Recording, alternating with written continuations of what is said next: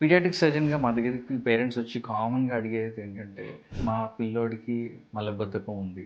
లేకపోతే మా పిల్లోడు రోజు వెళ్ళట్లేదు. అండ్ ఎళ్ళినా గట్టిగా ఎళ్తున్నాడు.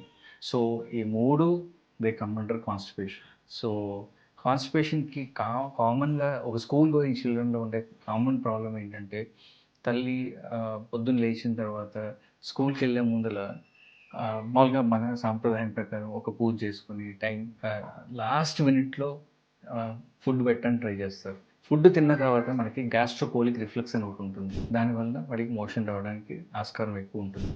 సో, కానీ అది ఎప్పుడవుతుందంటే వాడికి ఫస్ట్ క్లాస్‌లో అవుతదనమాట.